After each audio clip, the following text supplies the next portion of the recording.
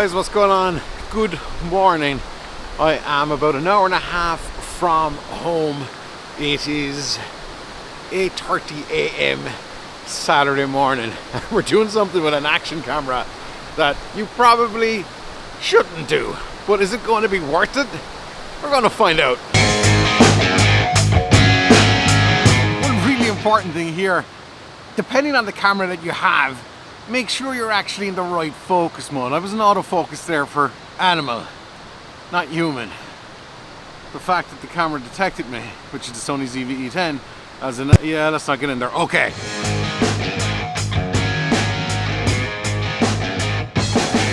By the sound, you're probably going, okay, what is that noise? This is one of the biggest and coolest waterfalls in the entire country here.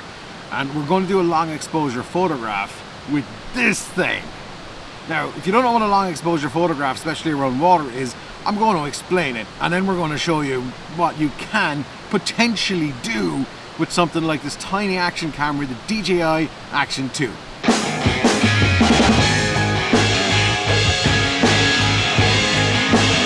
This is Ireland, right, where the weather is never amazing.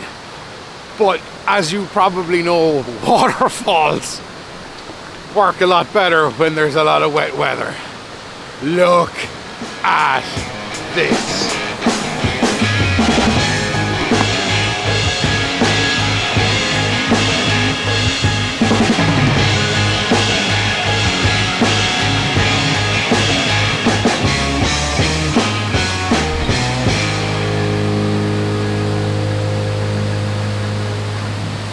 This is freaking insane, man. Look at this.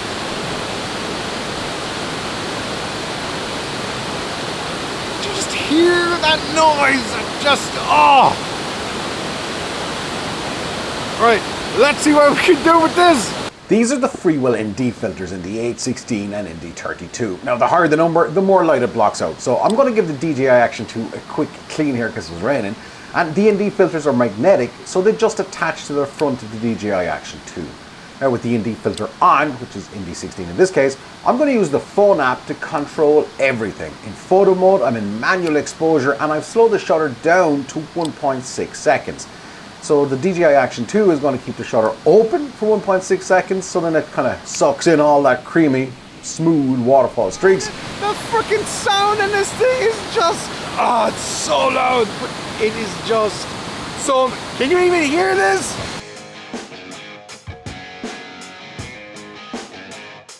So I've got this idea. How about we compare the DJI Action 2 long exposure to the actual camera, which is the Sony ZV-E10. I've got ND filters, exact same idea. So let's get an ND filter on the camera, also from Freewell, and let's shoot the shots, both 1.6 second exposures. Now I would love for you guys to have a guess in the comments which camera took which shot.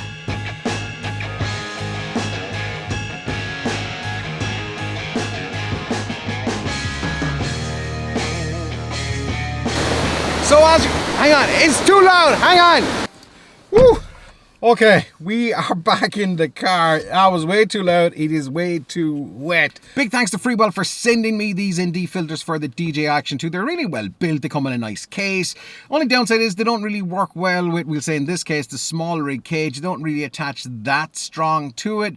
But not everybody's going to be using the cage. The other option is maybe Freewell made stronger magnets. But look, that aside, it's a small group. They're well built, and you get the bright day pack, the kind of standard day pack, 81632, ND 81632. Now, what do those numbers mean?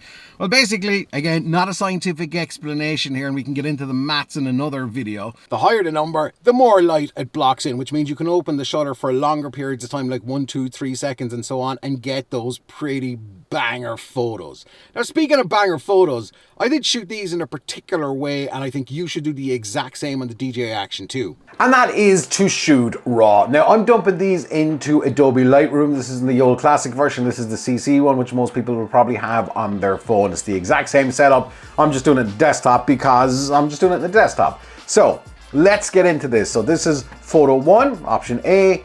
Photo 2, option B. So there's a slight difference in the angle here because one camera was higher than the other. and such as rocky terrain and all of that, and obviously one lens is wider than the other. Now, you probably should be able to figure out which is which, but looking at these two photographs here, there's not a lot besides the angle, besides the crop, there's not a lot of difference between them. But can we work with them as well? I'm going to take you through a couple of quick hints and tips here so you can get some really banger looking exposure, long exposure photos. So first one here, what we're going to do is I'm just going to hit auto. Remember what I said, shoot everything in RAW? There's an option in the ZV-E10 to shoot in RAW. There's an option in the DJI Action 2 to shoot in RAW. Shoot in RAW. Look, it's just going to give you the best possible uncompressed image out of each camera. And you're going to get some more details back in the highlights and the shadows as opposed to if you just shot it as a normal JPEG. So shoot RAW, bigger file, who cares? So I'm just going to work on this one, which is the wider of the two. And literally, this photograph right here, you could bang up on Instagram. You can see there's some of the sky there. You've got those wonderful streams because remember we did this as a 1.6 second exposure. So the camera's captured all of that water motion, like I'm like pulling it out of the screen. So the camera's got all that motion and it's put it all together, and that's where you get those wonderful waterfall streels, motion blur, you get what I'm saying, right? And essentially we're looking around the picture here. I think this is pretty dope. This is pretty good. So I'm just going to bring up the shadow a little bit more, and then what we want to do is we want to start concentrating on the color. So depending on the look you want, this could be absolutely fine for you. Maybe you want to bring down the vibrance, maybe you want to bring it up, do whatever you want. But as you can see, there's pigments of blue in the water, and of course we always associate water with the color blue because tropical islands, right? I'm going to make the blues a little bit more teal. I'm going to saturate it so you can actually see there is blue in the water. So I'm just going to bring that up a little bit because we want to suggest that in the water. I just don't like the pure white look. We can change the luminance of this if we want as well. As we can see, anything that there's kind of with a blue, it's going to be affecting it. The greens, I always like to kind of push them towards the yellows a little bit, desaturate them, bring them a little bit darker. The yellows, in this case, I want to bring them a little bit more orange. We can bring up the saturation if we want. And bring it down. Again, lightness, luminance. Luminance is how bright or dark the color actually is. That's not looking too bad. I think the blues are a little bit too saturated, so I'm going to bring that down just a smidge, which is that an Irish word? Smidge? We're going to bring up the clarity a little bit, 15. We're going to dehaze a little bit more so we can see the before and after. We're already making some pretty cool inroads here. Let's just jump back up to the white balance. Now, whatever way you want to work, that's up to you. Do you have to start at the top and work down? No. Do you want to start at the bottom and work up? Whatever works for you best. But I generally find contrast, exposure, and colors, hit auto and go from there. And then kind of work your way down. We can enable lens correction. We can remove any chromatic aberration. And that's kind of it for that. So looking at this, I want to give it a little bit more contrast. I want to bring up the shadows a little bit more. And because the sky is a little bit blown out, but look, this is Ireland, white skies, yeah, anyway, we're going to jump into the masking here and we're going to select the sky. So we're going to leave Lightroom do its thing, and this works on mobile as well. So we can see it's got the sky there pretty good. So I'm going to go and bring down the highlights, see what kind of sky that we have there. I'm going to boost up the clarity, bring up the dehaze, so we're getting that dramatic, miserable sky. I'm going to change the white balance slightly. Highlights down a little bit more contrast. Then we're going to drop the texture way down to smooth it out. We're going to bring the sharpness all the ways down to kind of smooth it out. As you can see, that's just a little bit too much. That's more or less, that's that banger picture. Now, do you know what this one is from? This is option A. Is it the DJI Action 2 or is it the Sony ZV-E10? Now, before we reveal that, final step here is if we want to take a look at the crop. Generally, if you're posting on socials like Instagram and stuff like that, 5:4, we can reframe it slightly.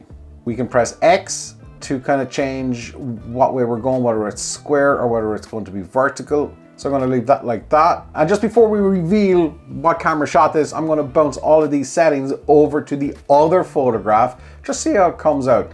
So I'm going to copy edit settings. I'm going to go back here. I'm going to click the little three dots here. I'm going to paste. And as you can see, it's done a pretty okay job. We're looking at a similar photograph. As you can see, we're missing some of the white because every camera is going to capture things that little bit differently. So I'm just going to go back in here. look at the blue, see where the saturation is. We're not getting a lot here. So we want to make this a little bit cooler so we can pull out the whites a little bit more. So now we're in the kind of the aquas and the blues.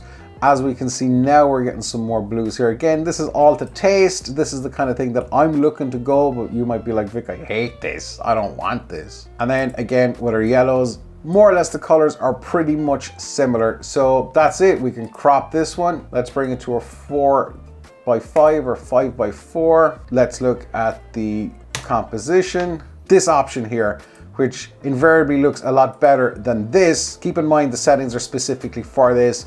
They don't work completely perfectly here, but you get the idea. So this is a really important tip as well, by the way. So if you're using LUTs, yeah, one LUT don't fit everything. So one setting doesn't fit everything, but this kind of gets you kind of over the line if you're in a dirty, filthy rush, which you probably, like all of us are, but you shouldn't be in that much of a rush to compromise your work. This one is, believe it or not, the DJI Action 2, and this one is the Sony ZV-E10.